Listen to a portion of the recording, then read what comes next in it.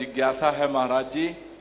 नवोकार महामंत्र में 5 पद होते हैं, 5 परमेष्ठियों का जिनमें पूजन किया गया है, नमन किया गया है। महाराज जी, उसमें एक आप भी परमेष्ठी हैं, क्या स्वयमेव को नमस्कार करना श्रेणी में आएगा कि नहीं महाराज जी? बहुत अच्छा प्रश्न है। पहली बात तो मनोज बाबू ने कहा कि ललितपुर एक अभिनंदन अतिछेद बन गया। आज से ने फोन किया, दूसरे की थाली देख करके मन तो ललचता है, लेकिन ललितपुर वालों की जो जठराग्नि थी कि मुझ जैसे गरिष्ठ को पचा लिया। आगरा वालों को मुझे लगता है कहीं गरिष्ठ में दस्त नहीं लग जाए। कभी कभी क्या होता है, पानी मिला दूध पीते पीते किसी दिन यदि बिना पानी का दूध मिल जाए तो दस्त लग जाते। एक बार एक वाले को ऐसे ही हुआ कि वो पानी मिला के बेचता था, बढ़िया चल रहा था। अब एक दिन वो महाराज के प्रवचन सुन के उसने कहा दूध में पानी मिलाता है उसका खून पानी हो जाता है, ऐसा उसने छोड़ दिया। उन्होंने कहा अब नहीं मिलाऊंगा, और दिन सबको बिना पानी मिला दूध दिया और सब ने लिया, और जितने पीने सबको दस्त लग गए। दूसरे दिन आके सबने घेर लिया, भाई तूने कल दूध में क्या मिलाया था, आज तक दे दूध। बोले साहब मैं हर साल हर दिन मिलाता था, बस कल ही नहीं मिलाया। बोले झूठ बोलता।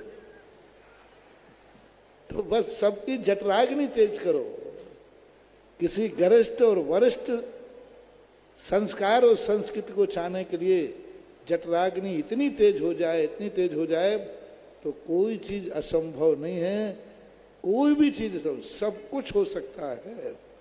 और बस जठराग्नि बढ़ाइए मनोज बाबू, आप इनको हवा बाण हार्डी खिलाओ, लवस बाण का चूर्ण खिलाओ, कैसे करके इनकी जठराग्नि बढ़ाओ, फिर भोजन की गरिष्ठता का आनंद बहुत है, जिसकी आज आगरा में बैठ करके तुम ललितपुर की बात कर रहे हो।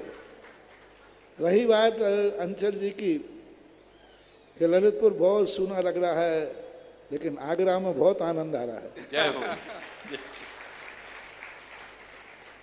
तो ये तो सब बदलता रहता है। पंच परमेष्ठी में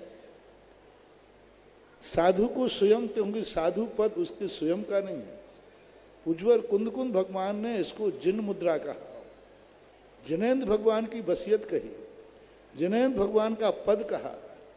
इसलिए साधु जब वंदना करता है तो उसमें स्वयं का भी पद वंदनीय होता है।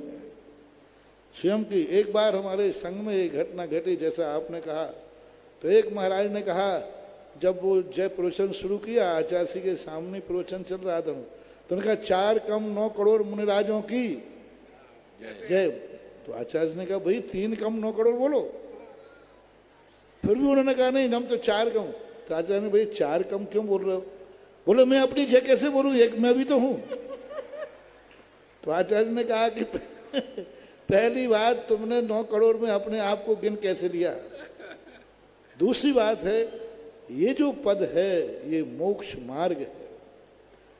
रत्नत्रय चाहे स्वयं के पास हो चाहे दूसरे के पास हो, रत्नत्रय सदा से वंदनीय है, पूजनीय है, अर्चनीय है, वो किसी के पास हो।